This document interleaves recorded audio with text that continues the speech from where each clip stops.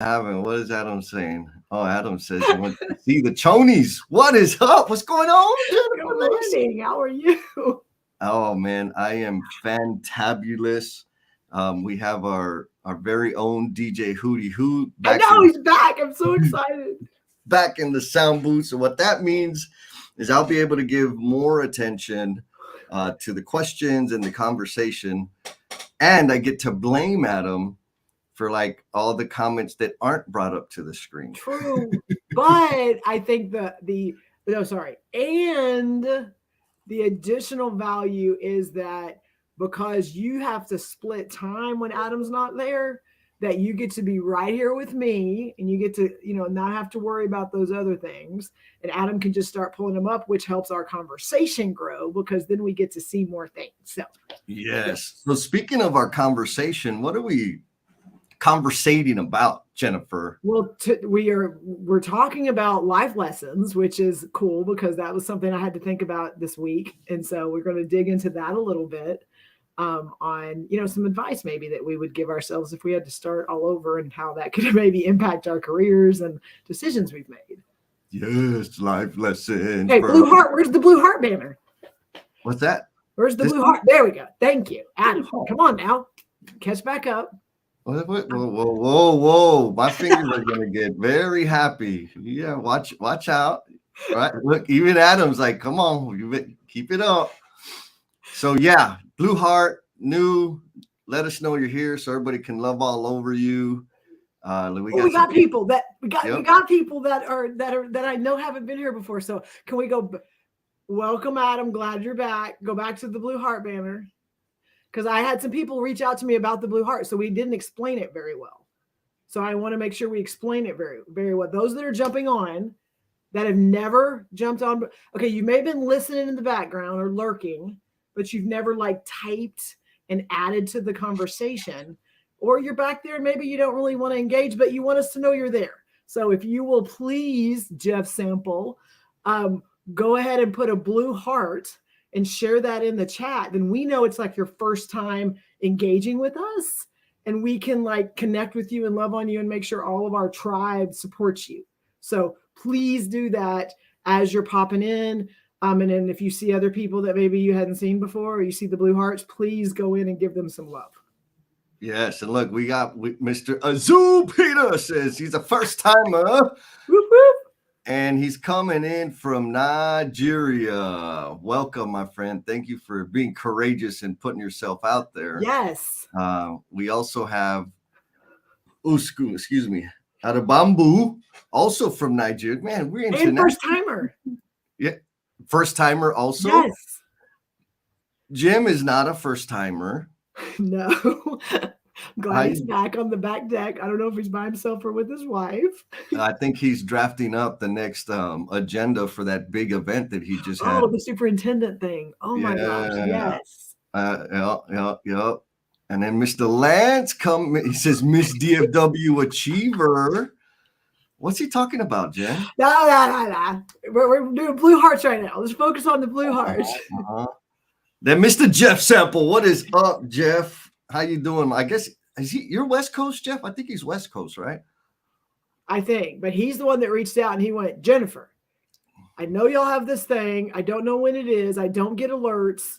And so I want to join y'all on the live on these Saturday mornings. And so I've kind of been feeding him some, hey, do this. And then also got him invited. So excited you're here, Jeff. And he made it. Hell yeah. He did. The iPad so he can pick your dot or your heart. James Gable, what is up? James says he's coming in from Colorado. He's glad to see Hootie Hoot is back. Bruce, always causing trouble. Oh. Lynn Chavez, I got to meet her at the Women's Confidence Builder event in South Carolina. Yes, Lynn, welcome. Welcome.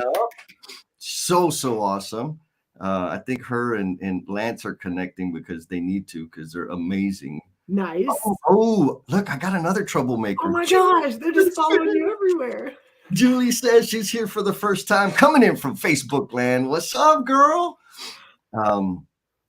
Maria Martin, not a first timer. She's more of No, a lifetimer. She's been here for a while. What's up, girl? but she'll be the one loving on all these blue hearts for sure. Yes, yes. And Azu letting us know, right? He's a creative writer.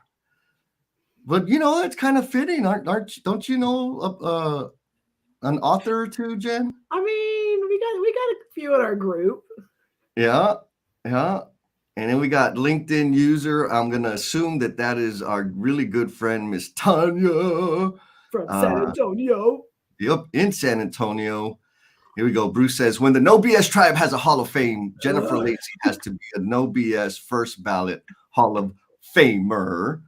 And then we got another LinkedIn user. That's a security thing. Yes. So that may be, do you know who that is? I had a couple that I invited. That's okay. Yep. If you'll give us your name, wonderful blue heart, thank you. And then if you will, we can't really see your name yet because Jesse, there's some back end stuff. I think you said some settings or something. Yeah. I don't know because I've never had a problem. So thank you for being here. Well, the good thing is on like the LinkedIn app on their end, they can see it. They can see her name. It just StreamYard and LinkedIn. They have some rules, I guess. Awesome. Okay. Well, then y'all jump on and y'all connect. That would be amazing. Yes. And we got Abdul Wahed says, very happy to participate. Thank you for big love. Big love, big love. And then the chief marketeers here from sunny Connecticut in the only real time zone from the EST. So it is Miranda Auzen. Okay. That met Wonderful. you. Thank you. She was I believe she was a winner also. A lurker? No, I think she won. She was also one of the women recognized at that event. Oh, so okay. I don't. My internet is being glitchy, Jen. No, it is not. Yeah. So like, there's people alluding to this luncheon, and then this thing keeps popping up on my screen.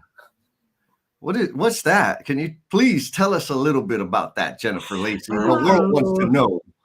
Thanks, buddy. I appreciate that share right there.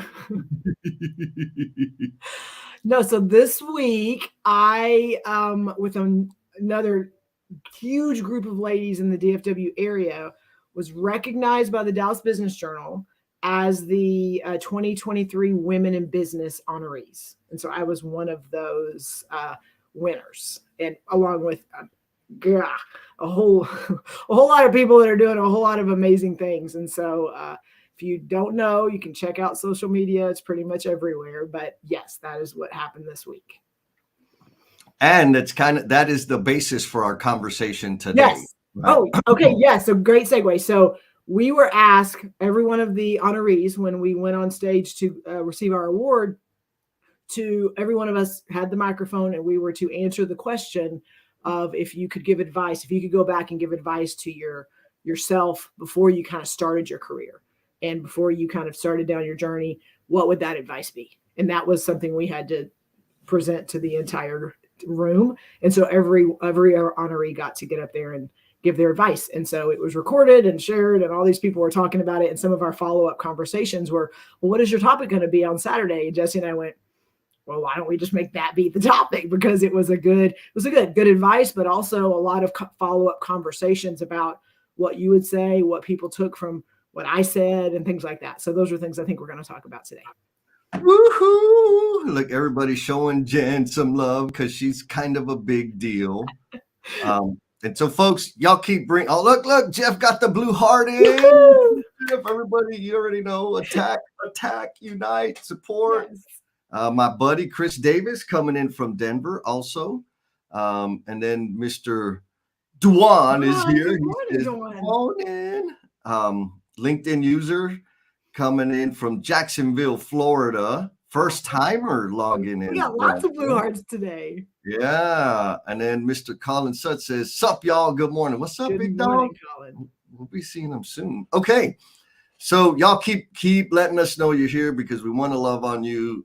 We don't know if you're here if you don't comment. Yes. And you know, and if you're a lurker, we love you too. Keep lurking, baby. So life lessons for your younger self, which I think we all know is kind of a big, gigantic topic.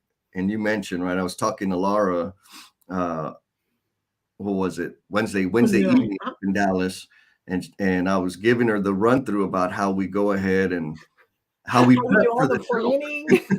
show. And but the conversation was more around like our growth. And so I got to talk about what I've been able to witness in terms of your growth and the transitions and stuff that you made along the way.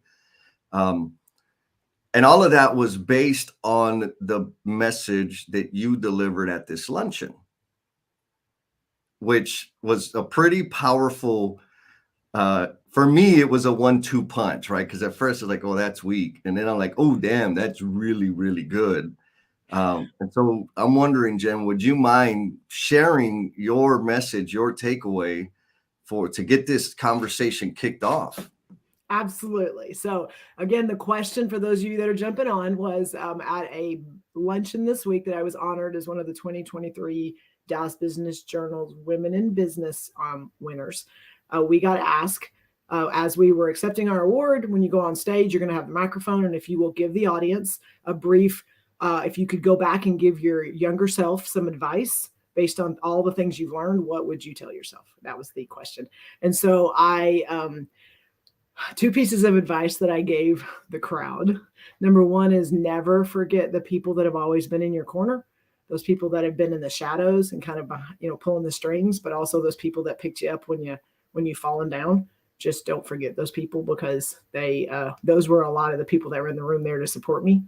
And then the other one, which is the one Jesse's talking about, is I opened with conforming to the status quo will get you promoted. But if you pursue those things that are a little bit scary, then you could open the door to something that only you can lead. So those were my pieces of advice. All right, so I'm going to dig into that. And while I'm digging in, I know we got a couple comments already, but folks out there in the Omniverse, let us know, what advice would you give your younger self? I think you and I talked about this before, Jen. I think the super awesome thing here is, as those are coming up, this can be a resource, a reference for people to go back to, Yes. right? And pluck away something that's applicable to you in your life, professionally, personally, and or share with the younglings out there, right? Be careful, because it could turn into a book at some point. It could turn into, you know what? I'm glad you volunteered to lead that book. I'm so glad, appreciative. And then, of course, I want to give some love to Miss Leslie. Miss Leslie's here. She said, good morning, coming in from the NYC. So Jen, I mentioned that it was like a 1-2 punch. And when I listened to the first half of your message, meaning if you want to get promoted, conform, right? And I'm like, man, that's weak. Like, I thought this was a big deal. And then you dropped it, right? And said, but if you want to lead something, pursue your curiosities or something to that effect. So does your comment, that share that you gave, does that reflect any of your thinking, like a transition in your thinking from conforming to leading something or discovering something and revealing it to the world that only you could lead?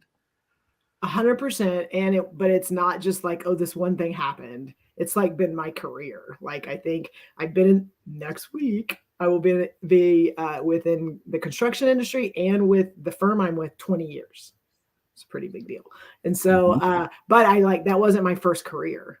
And so I, was a teacher and a coach before that and stuff like that. So it is one of those things where I did everything I was supposed to do, checked the boxes, made sure I did the trainings, did, all the things that I'm supposed to do to make sure that I was continuing to grow. And it worked, and I got promoted and and then there was a point where I'm like, okay, what's next? And no one could answer that. And that was kind of before I got into construction. And so I then started looking at, okay, well, what does that mean for me? And I had to go outside of my industry and in an industry I'd never been in before, didn't have any background in, any education or anything like that.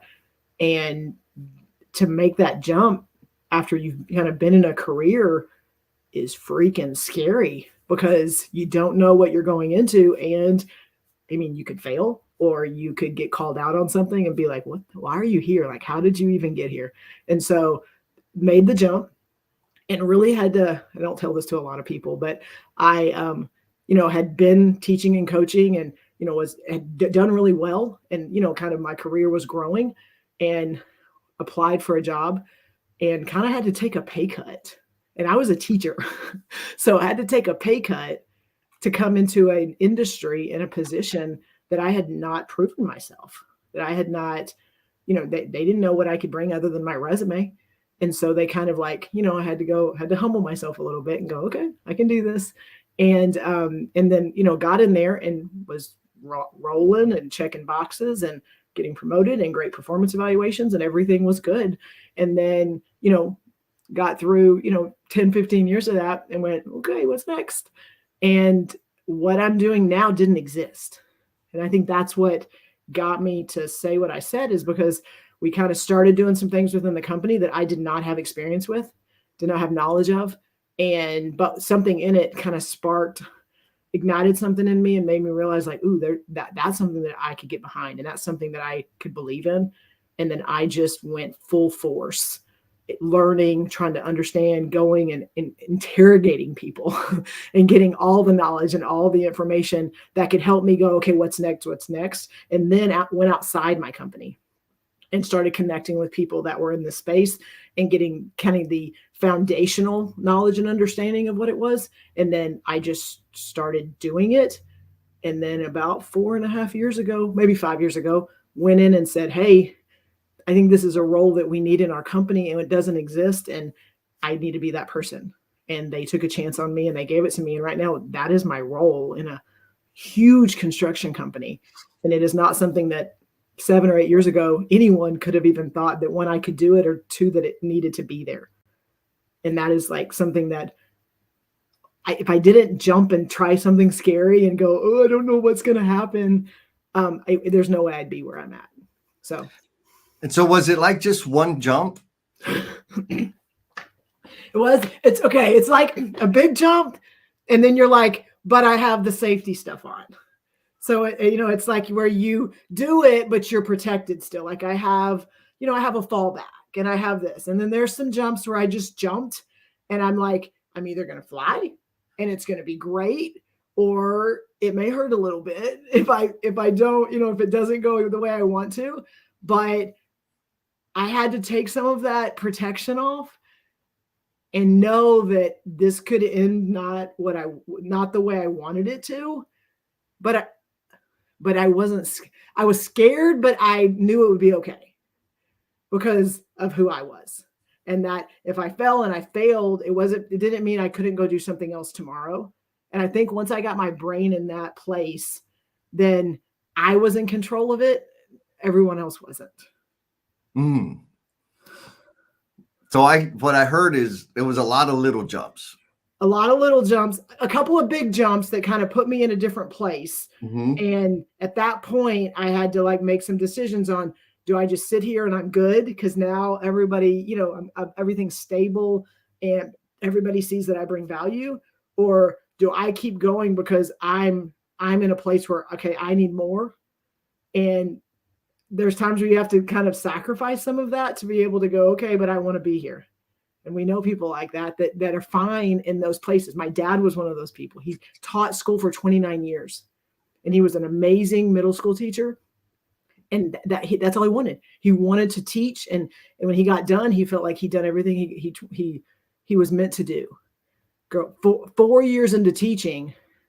And I'm like, okay, I'm not going to be here for my whole career, because I needed more than what that education. And again, education is amazing. It just wasn't where I needed to be because I needed more than what it was able to give me.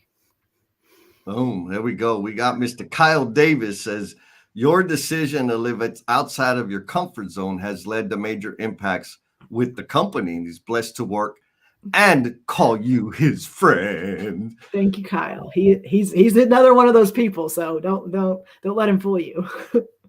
Well, I think that's, we've been talking about this week. There's been a lot going on that you and I have been talking about behind the scenes. Mm-hmm.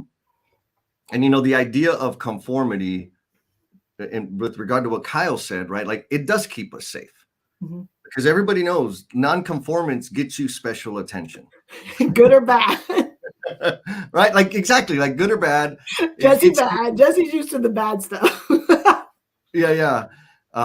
And you have like I think there's an important thing to talk about there in terms of if when you start challenging or pushing the lines of conformity, you just have to expect for people to look at you sideways, Yes, right? Because there is risk in that thing. there Now, is. the value I think is when I'm not conforming and just repeating what everyone else has done before me, the impact I can have is greater. Yes, Yeah. 100%. And you said that they're kind of looking at you side eyes. If you will also allow yourself to know that some of those side eyed glances are, well, damn her. Like a little bit of jealousy, a little bit of not jealous of the person, but like what she's willing to do. That some people are like, I'm not in a place where I'm comfortable or can even do that with the fear of the risk of what could happen. People don't live. There's a lot of people that don't live like that. Yes. And again, for me, the exchange's impact, right, is You and I just talked about this. It is an absolutely impact. And when you start looking at not just what's the ROI and what's the KPI, and I mean all the different things, and when you focus on the impact of what you're doing and the impact and the ripples of that impact and how those things impact other people and other things that are happening within your space, like that that's where a lot of people don't look at or do they lean into that area because sometimes it's a little squishy, sometimes it's a little subjective. It's not as tactical and measurable and analytics and things like that, and so they kind of lean away from that. But I mean that's everywhere. It's like, and I told you this week I had to own, like, the people that I am surrounded by and the people that support me and the people in my lives, like, they are because when I interact with people, when I engage with people, I leave something there and I make something there and I connect with something that then when I leave, those people are not just gone. Like, they are now part of something bigger and they know it and I know it. And so that's part of this, a lot of what I experienced this week, which was a lot of very uncomfortable things for me because I had to like own that I'm a big deal. you're having big impacts, sister, for Yes. sure. So we got some nuggets Okay. that you're sharing. Kyle, Yes. I'm gonna go come at Kyle first. What he would tell his younger self is don't let the negative define you, but use it to push forward to make you strong.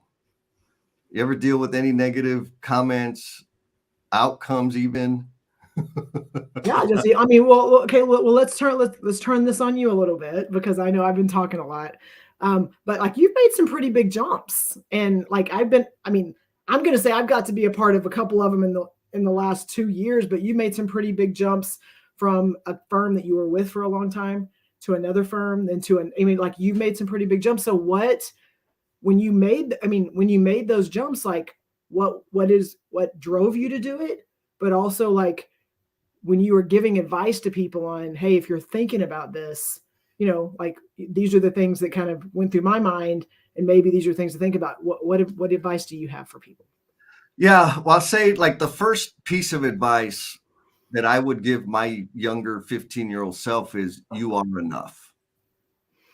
Um, because I spent so much, and it's become like a superpower now, but back then I never felt I could be in a room full of people and everybody knew me and I still felt alone. I always felt out of place. I always felt less than. And so I put a lot of energy into trying to fit in. And so I would adjust and contort my behavior and the way I showed up, the way I spoke, the way I dressed, everything to fit in. Um, Now that's helped me because the way I was able to figure out how to fit in was by listening and paying real close attention to everybody in the group. And then I would conform my behavior to that. But it was unhealthy, right? Because I had this thing, my friend Michelle pointed out. She's like, Jesse, you have like this way of figuring out exactly what people want from you, giving it to them, and then resenting them for wanting it. And it was like, Damn. it was true like that. I mean, that was probably middle school to maybe my early 30s is how I functioned, right? Now, so in terms of the advice of giving for that I would put out there is like, you're enough. You really are enough. And does that apply today? Absolutely. And so in terms of me taking the jumps that I've taken, and I think people, I don't know if anybody would argue that I like to jump, right? I You take do. a lot of jumps. But you Um, still hesitate sometimes. Like your last one that you made, your big one to be out on your own, like you were waiting because you wanted to make sure you had things in place, and then you kind of decided, I'm just going to do this because I have enough to be able to do what I want to do. yeah, I don't think it was a hesitation. Okay. There was a path that I hadn't considered, Okay. There we go. right? Yes. Like Yes. I was going down this path and I needed to build my house before I started on my own. Yes. And then you and I had a conversation and you're like, well, why don't you just buy a house? Wouldn't it be faster? I'm like, oh shit, like, yes. And so I think it was within 60 days I bought a house, Yes. right? Like, it wasn't hesitation. It was more, the path I had it out of sequence. Now, what helps me, and this, I don't know that it can be applicable, but I just want to let people know, like, it's high risk. And so my life is designed such that I don't have any dependence. The decisions I make impact me directly. If I'm broke, like, I don't have mouths to feed, I don't have school supplies to buy. It's just me. And so that makes it easier for me to jump.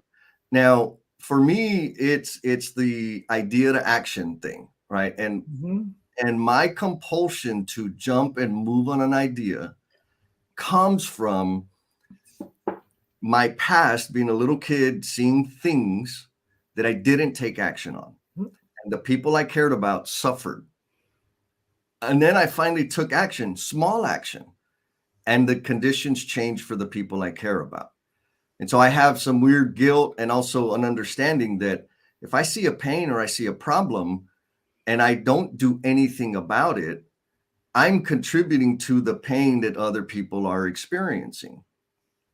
If I see a gap and don't do something about it, like, I can't complain about it, right? There's another little Jesseism is, don't complain about anything you're not prepared to take action upon. And so there needs to be some balance in terms of, there's a lot of problems I see. There's a lot of things that I see that bug the hell out of me, but I am a finite person. Like, I can't do them all. So I have to be selective about what it is I'm going to take action on. Now, and like, back to the impact thing, that's the filter. Like, is it going to impact people's lives in a lasting, long-term, deep, and meaningful manner? If it's not, if it's just water skiing and makeup, I ain't gonna waste my time on it. But if it is, like we've talked about, emotional bungee jumpers, absolutely there's impact. The live stream, is there impact? Absolutely there's impact. We got people showing up, sharing all this stuff. And so that's helps me having those parameters to take that leap. Now, I'll also add, early on when I was learning this, I took action on things that served me. Okay. Like, I got a lot, like, financially and accomplishments and achievement and all that stuff. The difference is, when I was chasing those things, or the intent behind my action on those things, it was work. It was like running uphill. I had to push and claw and scratch to make progress on those things. The difference now is, when I do it in service to others, it's easy. You don't have enough time. I don't, right? Like, I started my business. There's specific things that I'm doing in terms of supporting courageous leaders out there. And that has not been crawling uphill. It's been freaking amazing. All right. Like, and so maybe there's a little bit there, right? Of acting, like, sharing your gifts and talents in service to others. I used to share them to be the highlight, to be the center of attention. And now I do it, I try to do it to not just be the center of attention, but also to serve others in some form, such that they have an enhanced quality of life. Okay, so I'm going to ask the next question, and then we can move on to some of the comments. So, can you dig into? So again, amazing explanation of kind of where you are, because I've got to experience all this, but I've also experienced some frustrations that you've had, that you are able to see opportunities in front of you or see ways that you can impact people. And then you don't just push them to the side. You lean into that and they don't act. Mm-hmm. And how that, like, at first it just frustrates you, and like to the point of like, well then fine, go do, whatever, go do your thing. But like, can you talk a little bit to when you do see those things and it's idea to action, that's how you function, and you see things and you bring them to people and they're just not ready, or they're not quite there. That's a little scary for them. What do you do there? Yes. Yeah, no, I love that. So everybody, fair warning, and I think it's been said before, like if you have something that you've been like aspiring to experience or do, if you let me know, I'm going to bug you about it. Right. And I think that we'll leave that there. And I'm not sure, yeah, I really don't understand exactly why I do that. But I do know that I do it all the time. I've done it with you, done it with everybody that I spend time with. Like I can't help myself. Now, there's a couple of things that have helped me manage that better. One, David Verbals, my coach, my buddy Chris Davis. I'm saying his name just for you, Chris. He says intrinsic versus extrinsic drives, and I am absolutely intrinsically driven. But David Verbal pointed out, it was when I was transitioning from my last job to start my business. It was like, okay, well, who's going to take your space? And I said, oh, well, this guy, and he's going to take over the department. Da, da, da, da, da. And he's like, okay, does he know that? And I said, what do you mean? He's like, have you talked to him and gained agreement from him that that's what he wants? I was like, no. And he says, Jesse, I've known you for a couple years now. You do this. You decide a path for people and take them down that path, and you never even talk to them about it, right? Like I do. And it reminded me of David Olguin. He was an apprentice. Man, this was 20 years ago. He was my apprentice, first year apprentice. The guy had amazing work ethic, smart. He gave a damn. He worked hard. I decided that he was going to go to the National Craft Championship because I decided. He ended up quitting the company. Like, and I didn't even like at last minute, I didn't know he was leaving until he was leaving. And I'm like, dude, like what happened? He's like, Jess, like it's too much pressure. I was like, what do you like? Come on. He's like, no, like they're not that hard on us. He's like, no, not the company. You it's like, Jess. yeah. Like your expectations of me are just too big. And I don't want it. I don't need it. So backdrop, right? Like that's the backdrop of this conversation or this element here. So what I do now, when people are, I will ask, do you want to work on this? You do, and I appreciate that. All right. Is this something that you want? Mm-hmm. First. Second, I'll say, when you get sick of me and you don't want me anymore, you want me to leave you alone, I need you to be explicit and tell me, piss off, leave me alone. Because I don't, like, I'm dense. When I get that focus on something, I need to be slapped. Otherwise, I won't hear it. And so the frustration part, I think Clyde had made a comment on this on one of the posts earlier this week, is like you say you want it, and we're going to have regular calls or check-ins, and usually it starts with all the excuses or the reasons why you can't do it. That's fine. But at some point, I'm like, okay, you don't want it. Like you're not prepared You're to not ready. You're not ready. You're not ready. And what I've learned is I can't be frustrated about the human being, because that is a natural occurrence within people. We want something. And so idea, and then decision, okay, that's good. But the action is not as easy as it seems. Not the first time or the second time or the third time. Yes. And so what I've learned to do, like it does frustrate me, because I'm like, well, you're going to stay where you're at. And I also kind of feel a little bit like I'm failing them, but it's not my job. It's their job, right? I'm here to help, guide, support. And I'm looking for indicators that you're ready to move. If you don't take action and we're having the same conversation 2 or 3 times, I'm out and I will disappear. You call back. Like, and I do that for my own sanity, 1. And 2, there are other people out there that do want and are ready to take action, and I can invest in them while you're figuring it out. Yes. Yeah.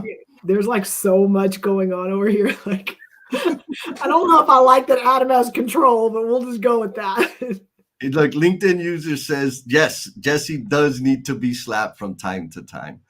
Um, yeah, Jeff Sample, right? Like, and that's the thing, right? Is we're never ever going to be ready. No.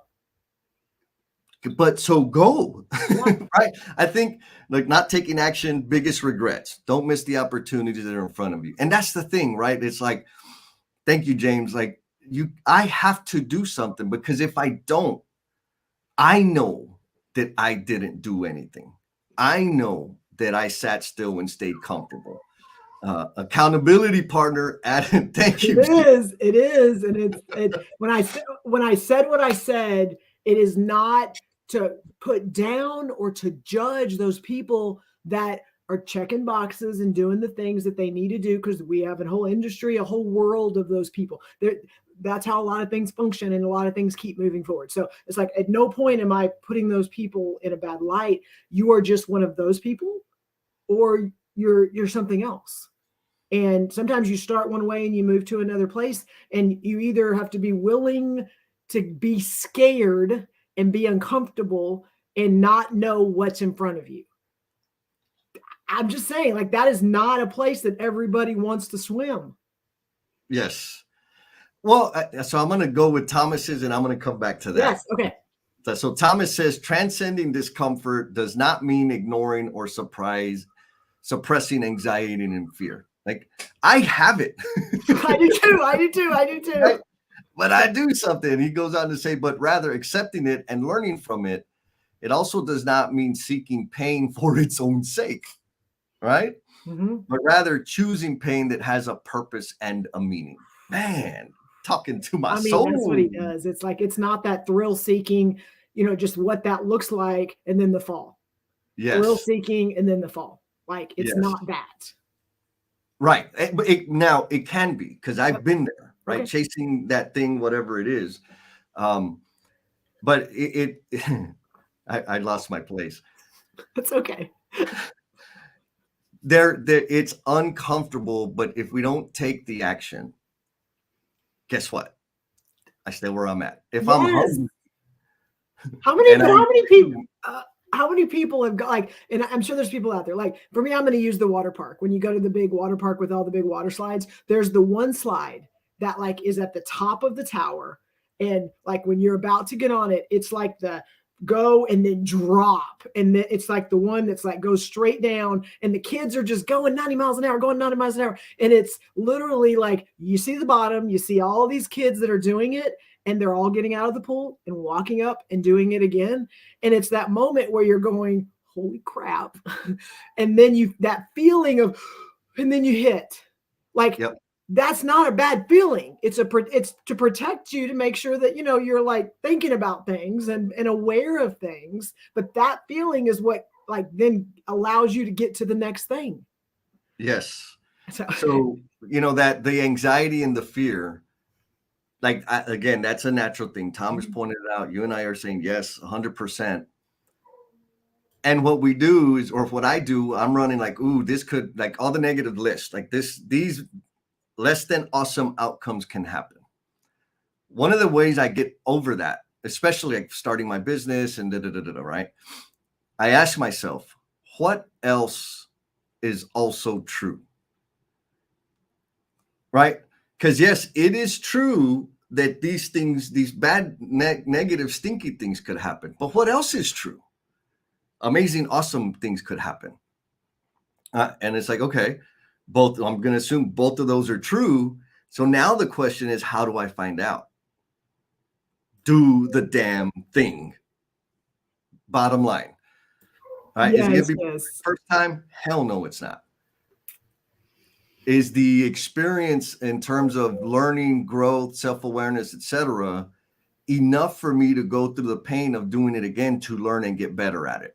When the answer is yes, I keep doing it. When the answer is no, I stop doing it. Like that's the deal. So just, you're a pretty big baller. I mean, you're out there doing some things. How many things have you gone out and done for the very first time and it was like perfectly amazing? I don't know. The only one I can think of, because Thomas is here, I'm gonna hit you back, Thomas. I don't know. And so that's the other thing, right? Like from my perspective, nothing I do comes out the way I want it. From my perspective, right? Like I was the MC at the Women's Confidence Builder thing. Had a great time. It was awesome. From my perspective, there was a whole lot that I dropped the ball on. Mhm. What I received from the people that were there was that it was an awesome experience. And so, like, to answer the question, for me, none, never. Right? I did a talk about sobriety and substance abuse at a job site here in San Antonio. From my perspective, there was all kinds of stuff that was like, damn, I sucked. Like that was a poorly delivered, poorly structured message. Da, da, da, da, da. From the people that were there, it was a different experience.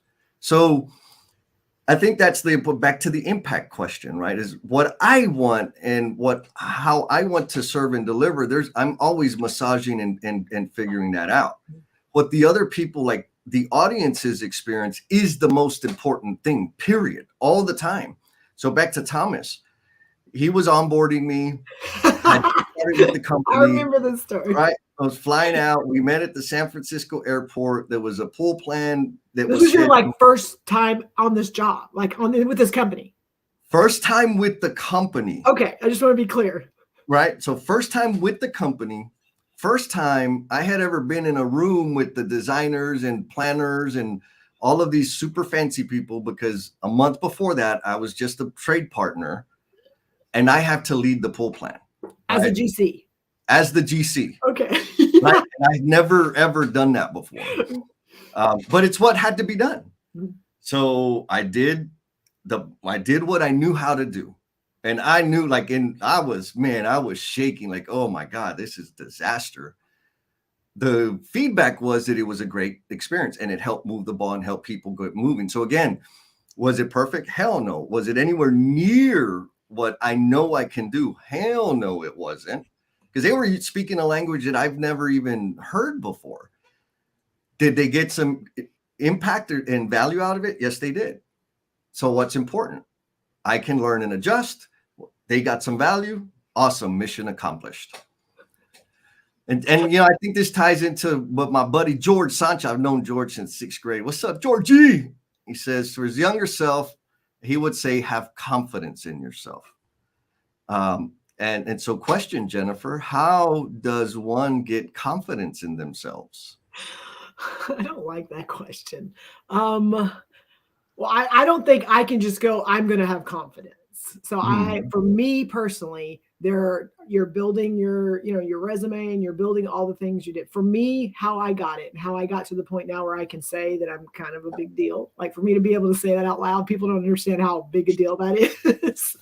But I think that a couple of things. Number one is the people I surround myself with. And it's not like the accomplices, which is what I know you've talked about before, is those people that are like, yeah, that person sucks and you didn't deserve that. Like those are accomplices. Those are not the people I surround myself with. I don't need people just to go, yeah, it's not fair to you and they should have done. Like I don't need those people because I got all those thoughts in my head.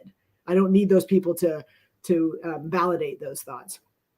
It's the people I surround myself with that every single one of them will hold up a mirror and they'll let me show me what they see, but also let me see things that sometimes I don't see when I'm doing things for myself.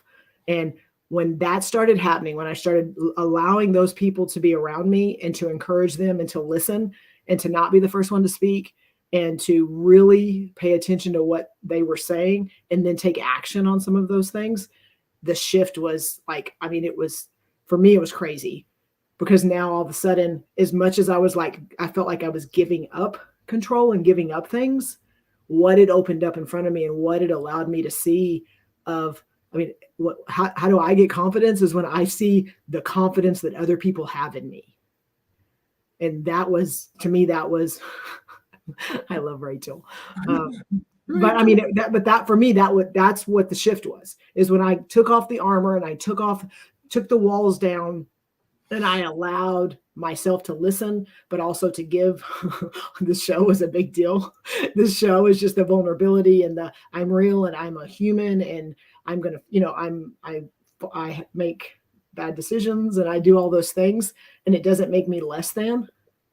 When I started having those conversations and realizing that by saying those things and owning those things, it allowed me to be more confident. It's kind of crazy how it works, but now I can walk into a room and it doesn't matter. It doesn't matter what my story is or their story is, because we all have one.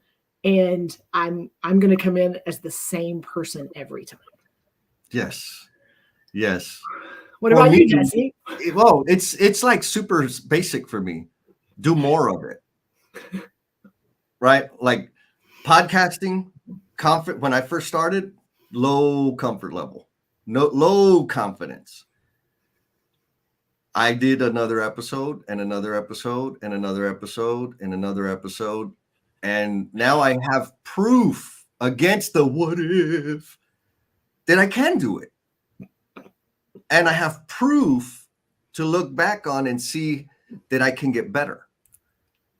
And it's really that easy. When my confidence is low on something, do the damn thing, do it a bunch of times, and now I have proof that I can do it. Like it because my confidence, I don't know about everybody else, but my confidence comes from me. Right? Now, Celebration and now all mine does. that's Now all, mine does. right? Like it comes from me based on the proof that I've been able to deliver the thing, whatever that been able to do the damn thing, whatever that is. So that's on confidence. We got Miss Angel. What's going on, sister? I really like this one. And then I'm going to post the next question for people to chew on. It may end up being homework, but we'll see. Um, Curious Idealist, Angel says, I would also tell myself, oh, no, that's not the one I want. This is the one I want. She says, I think I would just tell my teen self that the skills I was learning in speech, team, theater, and improv would be some of the most valuable skills I would learn. So lean into those things. What do you think about those lessons that we learn early on that turn out to be like the important magical things? I am telling you, and I'm telling everyone out there, that if you look it up, one of the biggest fears of most people is public speaking. And it is not, it's like across the board in all the surveys and everything else. That does not mean that every single person is going to be able to get up there and dance like Jesse and do all the stuff and not worry.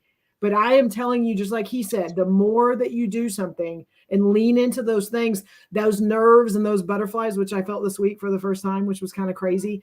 But when you feel those things, it's not a bad thing. It just, the more that you do those things and the more that you can lean in and get up in front of people and confidently speak, like, I don't even care what you're talking about. I don't care what rooms you're in. You will elevate yourself and you will impact people because of how you show up. And Jesse and I show up a lot and we speak a lot, but it is not because all of a sudden we just became these great speakers. We are this right here, like literally, we are standing in front of a screen and we are talking and engaging with people. Jesse, I'm going to tell you, this has elevated my speaking game. And I know we're not on a stage right now, but like being able to speak and, improv and, go back and forth and we feed off each other and we've got comments coming in. Like if you are just in a space like that or in a room where you're kind of being able to do it, like it will, those reps will continue to help you. So Angel, yes, yes, yes, yes, yes. Yes. And so that leads to the next question is what is a lesson you learned the hard way, right? And for me, there's a direct connection because I just can imagine myself being in drama and improv, et cetera, in high school and how terrifying and awkward that would be. But I too have taken improv lessons. Now that was, I don't know, 3 or 4 years ago. And dramatic impact, even incorporated into the way I facilitate some of the little exercises that we did in improv. I've made a part of a lot of the learning experiences that I provide. And so I think That, I think that's an important question. Is what is a lesson that you learned the hard way? And that one goes out to the folks out there in the Omniverse. Um, Well, and so, Jen, I want to lean into this question, but I mean, my answer is going to be something that we experienced, mhm, and that there were two times that you and I, based on something we planned or something we wanted to do, whether it was the 5S love letters and that series of things we did, and then when we decided that we were going to create this platform, not really knowing what it was going to be and what we were going to do, we had two times where we kicked something off with a plan, and we kicked it off with, here's what we want to do, here's what we have to do to be able to engage and to impact, and here's what the people are going to do, and here's what they need. And some of it, a lot of it more than me than you, but this was our plan. What is the structure? What do we need to do? Like, what are those steps? And they failed, and it completely was like, what? We had a plan, and this is not, I don't feel good about it. I'm not sure this is what we need to do. And it was because of the damn plan.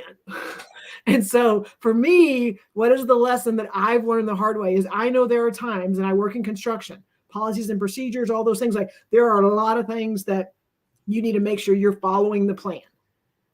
I was like, but there's also a lot of things that if you go in with a prescribed agenda, and you already kind of know when this happens and this is going to happen and this is going to happen, then it will never go the way that you think it's going to go. Versus literally, I'm going to tell you, we are successful and we are able to do this because we have a topic. We have no bullet points. We have no idea what the audience is going to say. Sometimes we don't even know what each of us are going to say. And yet we are able to get through this and feed off each other. And most of the podcasts that I've been on, some of those people are in the comments, is that, hey, Jennifer, do you need the questions ahead of time? Absolutely not. Do not send me any questions ahead of time. Do not tell me what we're going to talk about. Don't tell me what you're going to ask, because that is real. And that is where you can really, if you start overthinking, I have some experience in that, and you start trying to get yourself all tuned up, you're going to lose who you are. That was what I learned the hard way. So what about you, Jesse? Well, I'm going to go back to what we talked about earlier in terms of like the accountability thing or the vision I have for people. What I learned the hard way was I need to make sure people want what it is I'm trying to give them, right? Like when I started in the lean business, right, back in the day when I was on the trade side of the business, I learned all this lean stuff, and I used it so it made my day easier. And so when I showed up with my shank ready to solution shank people and say, you should do this and try this and this, because I identified problems. I had value to share. And so I was stuffing all my value down their throat. They never asked for it. They never asked for it. Yes, from my perspective, there was a problem. From their perspective, there wasn't a problem. Things were fine. And more important, because it's easy to say, well, they just don't see and they don't think for themselves. They're cavemen. They want to do things hard. Like, that's not necessarily true. What is also true is that there are bigger problems that are kicking them in the face that they would rather have solved for them or with them before they can worry about the little piddly shit that I'm hyper focused on.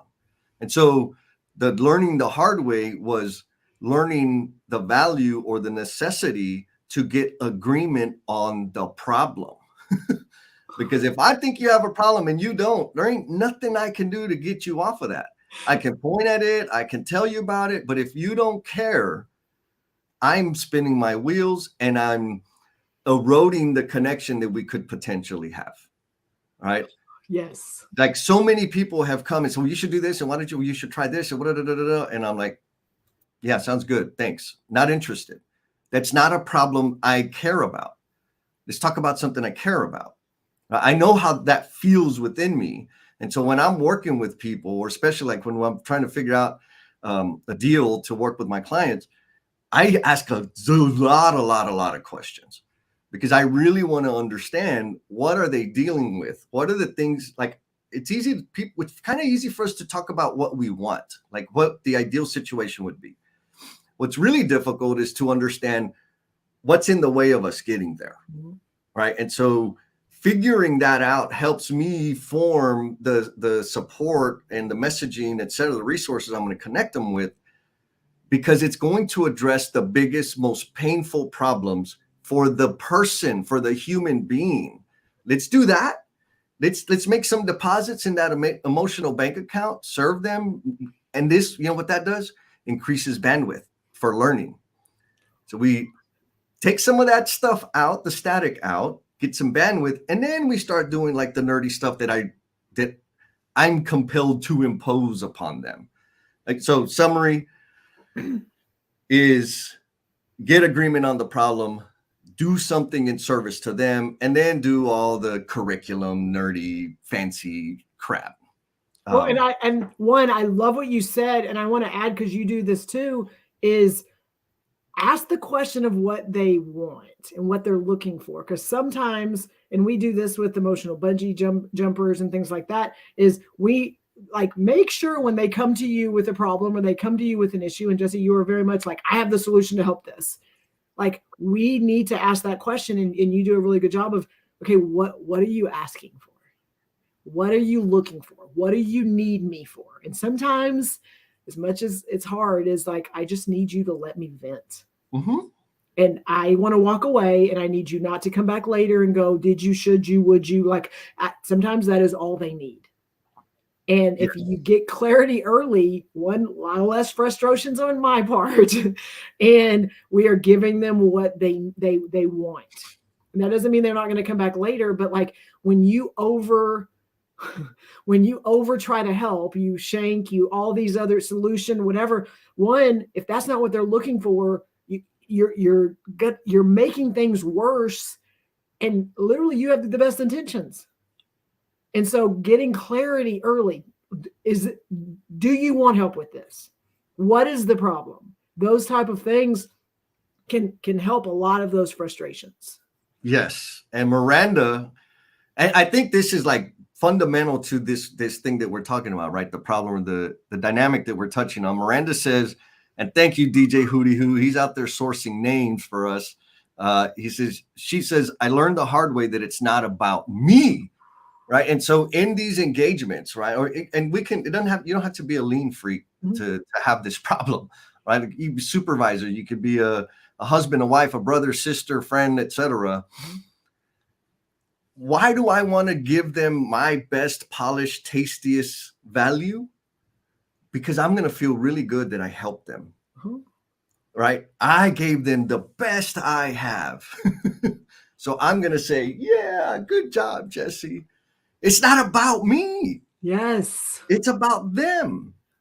I need to understand what is ailing them, and if I can't help them, I got friends, right? Like, hey, I can't help you with this, but let me connect you with Hoots, or let me connect you with Jen, or this is the thing. Miss Rachel says, learning We're the hard way, working on not that. speaking up for myself. We're working on that. So, Jen, what are some things people can expect when they start speaking up for themselves? There's going to be people that, number one, because they're not used to that voice, they're not used to someone saying something, that the responses are going to be a little bit of like curious, but also like, why? And that's what I've seen, is someone speaks up for the first time, or someone says something that maybe they're normally the quiet voice. And because there's a lot of loud voices in the room that usually will push those people away, they'll start, I'm not saying getting defensive, but they'll start attacking, or they'll start digging into like, what value is it? And why do you feel like you need to why do you feel that that's important? And what are the metrics, and what are the analytics, and what are the, all these things? That's a natural defense. Just going to say, like, that is, do not, because you speak up and someone comes at you, because I've been on the receiving end of that, mean that it's about you and that you are the problem, or that you are the one that shouldn't have said something. these people that are in these rooms, and a lot of times their voices are the loudest voices, and they're the ones that usually can control the conversation. And when your voice changes their plan, or something you've said makes the room look at something differently, then they're going to take it personally. And the more you do that, the more, one, they expect it, and two, like they have to grow, and not everyone can do that on the first try. So like when you speak up for the first time, it's going to be scary, and you're going to be sweating, and you're going to be like, oh, I shouldn't have said that, and all these things, and that's normal. And that, because you're trying to find your voice and you're trying to find your place. But if it is something that you believe in and something that you're passionate about, and you in your mind, like, this needs to be said, please don't just sit there and think it. Like, say it.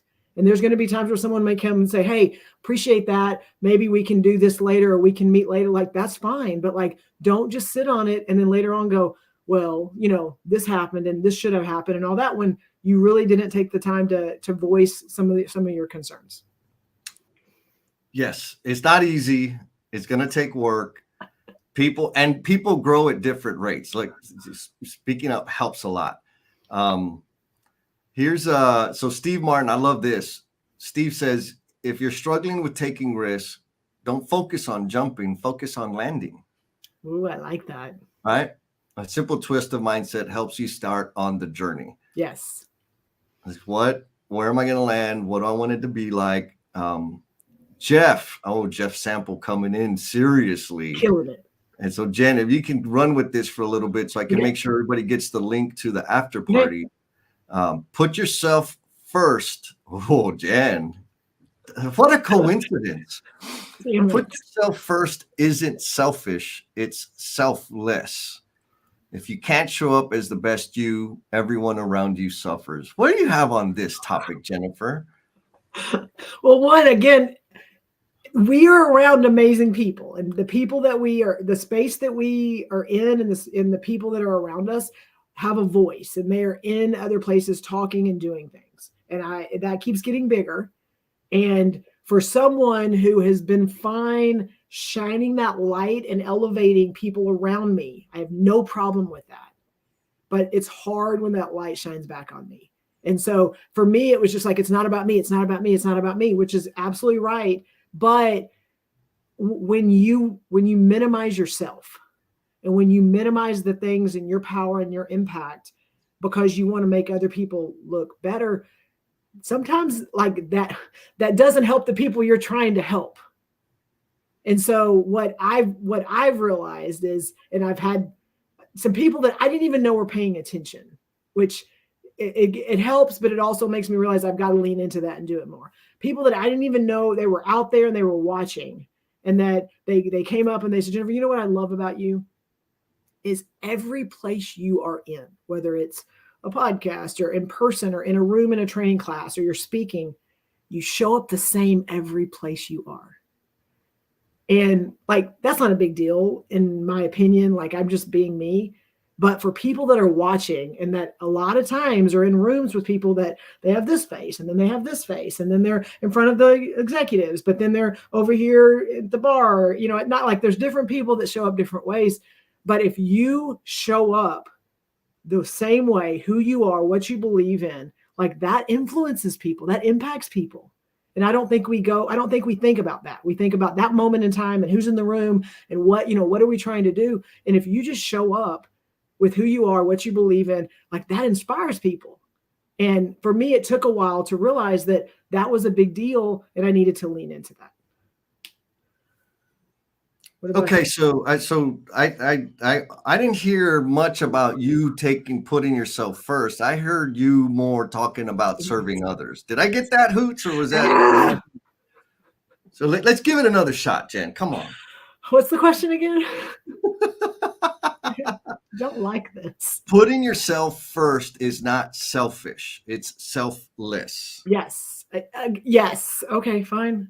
Like, I have to own that I have to do things for me.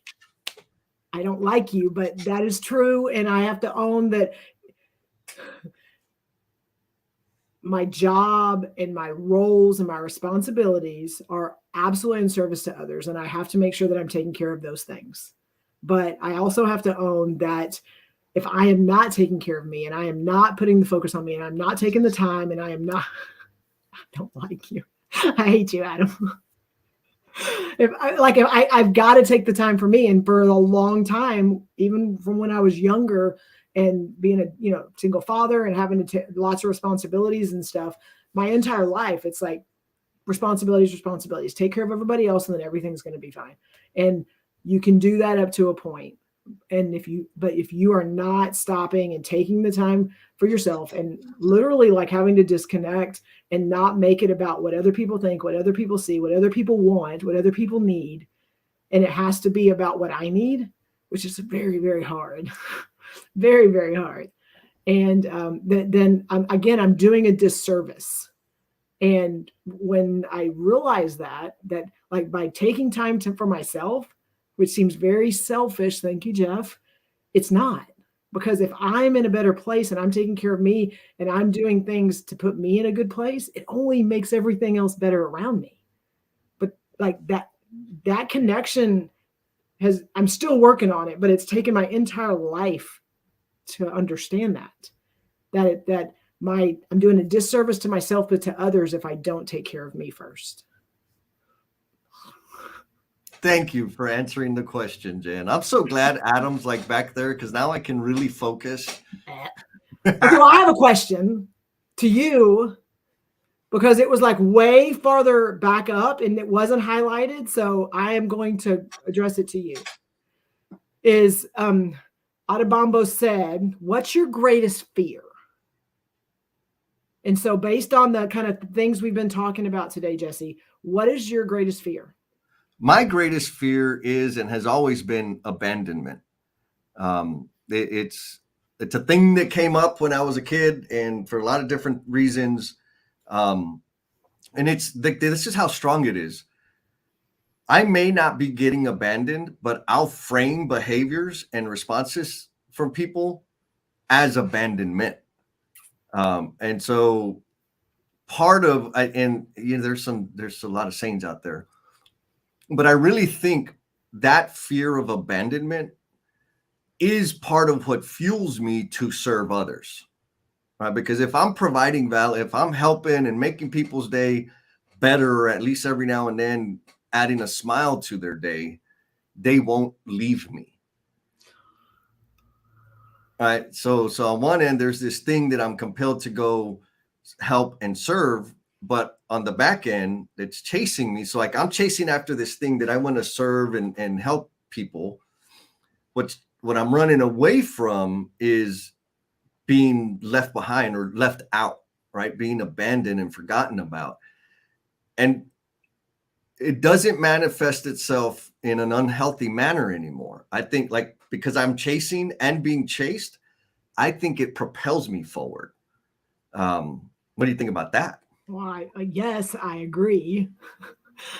I mean, I know that, and I know that, but I've seen how you've taken that and really leaned in and used that to be able to be a driving force behind where you engage, who you engage with, who you disengage with, and I think that is a big deal too. It's like it's not just what you're bringing in, but it's also kind of what sometimes you have to leave behind and what you have to keep moving forward and let go of to be able to keep going towards what you want. Yes. Like honestly, when people aren't, we're working with them and they're not taking action, for me, it feels like they don't want anything to do with me. Mm-hmm. It feels like they're like separating. Mm-hmm. And this is why I'm like, instead of getting it all spun up in my head and trying to understand why, what did I do wrong? Or just say, okay, like, fine, I'm going to move on. Mm-hmm. You're invited back always. When next time you call me and text me and you're ready to move, like let's do that. But I'm going to continue moving forward instead of chasing after you because you may just not be ready. Right. So I think there's a couple of bombs in here that I want to make sure we do it. Jeremy says, right, lessons the hard way. Don't compare yourself to others. Judge yourself against yesterday's you. Yeah, there's many paths to success, Both the success and the path look different for everyone. Gangsta. Very uh, much. and James, the uncommon communicator, says the lessons I learned the hard way. Hard conversations do not get better with time. They're just going to be hard. Right? He's let too many conversations age, and he's found so much freedom in addressing these hard issues head on and right away. I think I've heard Jordan Peterson say conflict avoided is conflict multiplied.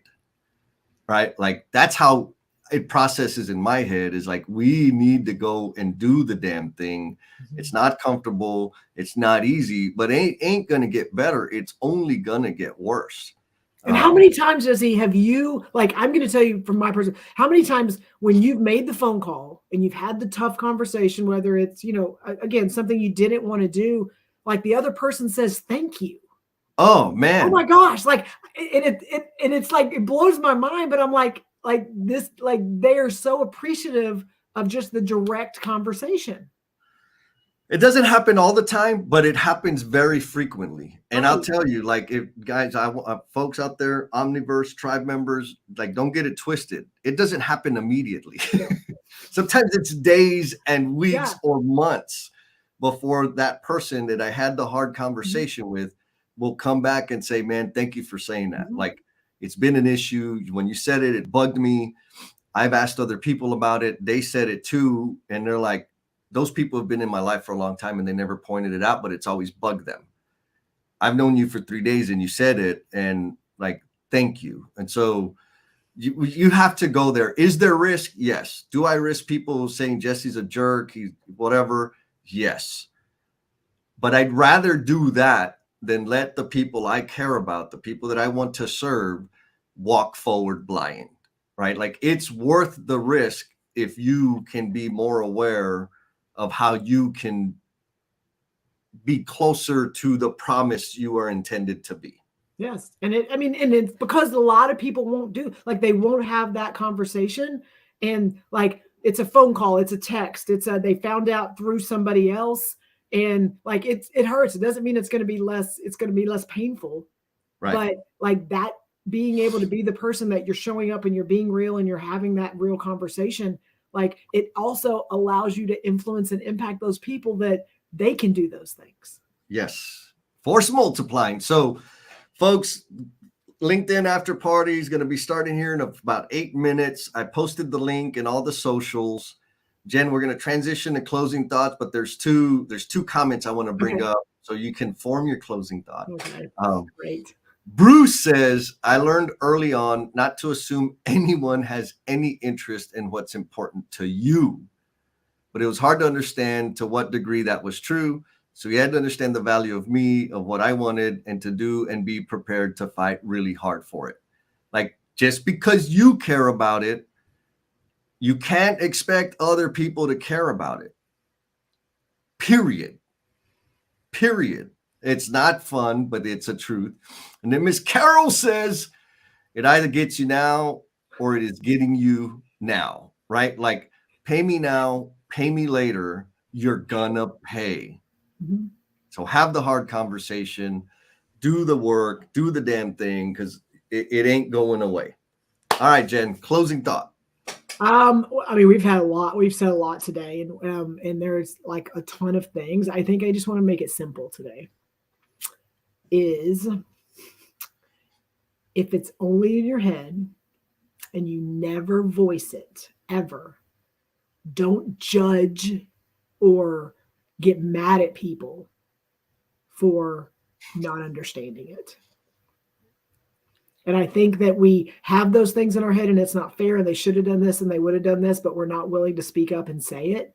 And then we are able to like get mad and get frustrated and condone them for things that it may have been the same outcome, but we don't know that because we never voiced it and we never shared those things that could have made an impact and could have changed something. Yet we somehow stay in that state of mind, and we put those people in categories because they didn't care about me or they didn't help me or whatever. But did you voice it? And a lot of the stuff we talked about today, I mean, again, I have 10 takeaways, but I think that's the biggest one is, and that's one that I've kind of leaned into and do better at, is if voice it, put it out there, people can get mad, they can get frustrated, but they also can now know where you are. Gangsta. So before I share mine, I want to love to like the freaking chat blew up. Adam, thank you for being here because you've helped tremendously as you always do. Thanks for coming back. Thanks for not abandoning me, Adam Hoots. And like we are not able to put everybody's chat like comment on the screen, but I do know there was some help going on in the background. Gloria, you were trying to help the LinkedIn user get fixed. So appreciate the tribe community helping each other, supporting each other, having the side conversations. I am jealous, but I'm grateful that that is what's happening. And so my closing thought is on top. I'm going to build on top of a comment that Kyle shared. He says, sometimes it's the fear of failure, and sometimes it's the fear of succeeding. Many times it's both that holds us back. And for me, the fear of succeeding is a real thing. And particularly, and I've done it, Sean Moran loves to hit me with this. My biggest fear is being abandoned. But at the rate that I grow, learn, discover new things, I leave people behind. So my success means I am going to do to people what I fear most. Right? And so it's not just a fear of failure. There is this element of fear of succeeding. And what does that mean? How's my life going to change? Who am I going to leave behind? Who am I going to meet that have to tolerate? Like all of those things, those are realities. Like Lad says, feeling so inspired. So, folks, we've got the after party. The link is in the chat somewhere in there. I don't know how to find it because I got the backup link. We want to hear your thoughts, your takeaways. We want to hear your voice because Jen and I have been talking this whole time. And if you don't know, the conversations in the after party is right, and it's what's going to inform our next session. Look at that. Jeff says, worth the wake up. Well, he reached out. He voiced it and said, Jennifer, I missed these. I need a reminder. I want to be on the next one because he keeps missing them. And I gave him what he asked for. Boom. That's it. That's all you got to do.